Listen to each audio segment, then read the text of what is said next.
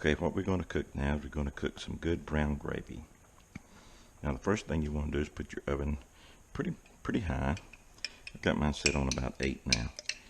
And I've said before, we always save our bacon grease. This is the best thing to use for your brown gravy. And always use a iron skillet. There's no way that you can beat an iron skillet when making gravy or cornbread. I'm going to get about 3 scoops of this out. Now you can replace this with Crisco if you'd like, and we may have to put some more in since we don't have a whole lot of bacon grease left. We'll let that melt down and see where we're at.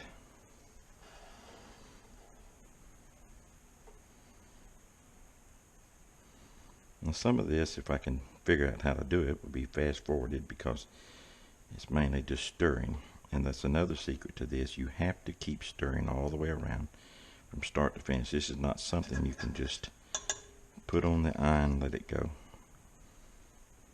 But at the end, it's well worth it.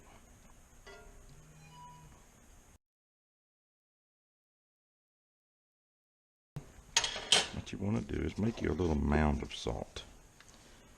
Doesn't have to be real big, but just a mound of salt. That should be just about what you would need to finish up the gravy. And then you need to have your can of evaporated milk. I'm going to slide this off the eye while we do this. So you have 1 can, save your bowl. And then we're going to fill this up with water so it's mixed half and half.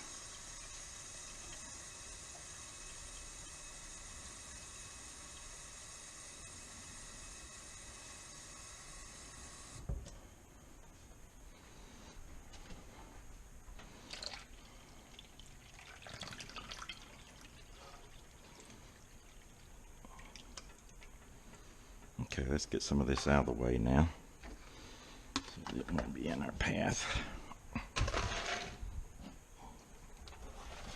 We'll need pepper. Got that out of the way now. Okay, now we got our flour. We'll come back, and what you want to do is probably put about the same amount of scoops of flour as you did with your oil.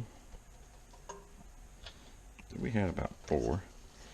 If it's too much, when we start stirring, then you can always add more oil. If it's not enough, you can add more flour. And what you want to do is get it to where it's almost a pasty mixture,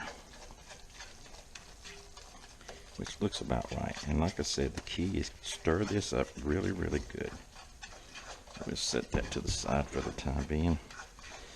And again, the milk and water. Stir is the key.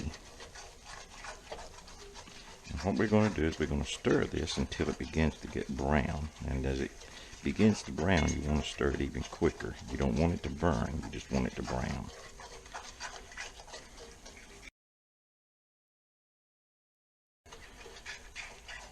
Okay, it's starting to brown a little now, so we have to really keep our eye on it.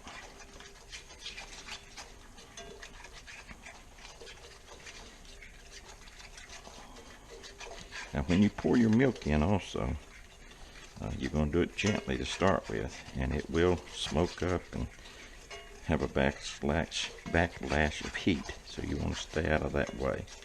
See how it's browning? You got to go much faster now. You don't want to get too brown, but you do want it brown. Alright, get ready, and we're going to pour some of this milk in. You see how hot it is? That's going to make that congeal quickly. So while that's doing that, don't go too fast. And it is, we're going to pour some more in. Go ahead and squeeze you a good bit of pepper in.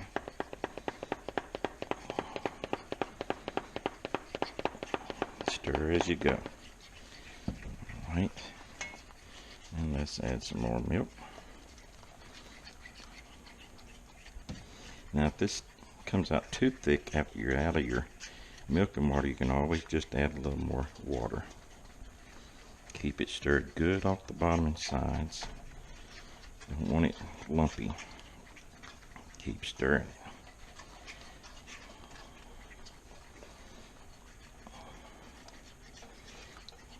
it.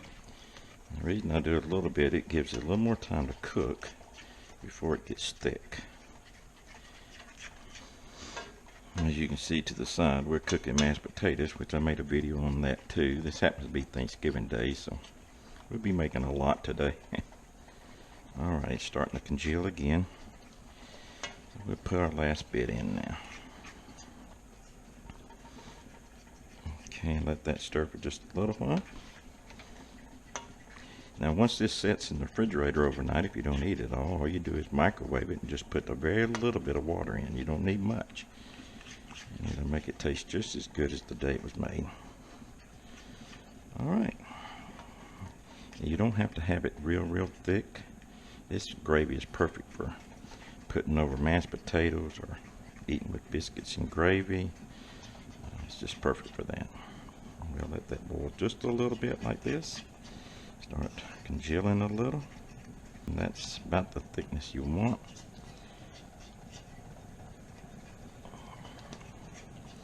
We'll cut it off. Get our mitt. Like I said, you want to save the bowl, and this is why. You want to have a place to put it without messing up a whole lot of dishes. Now, it's important you scrape it off as quick as you can so none of that gets too glumpy. Okay, and there you have some good old brown gravy that your family's going to love. Trust me, they'll love it.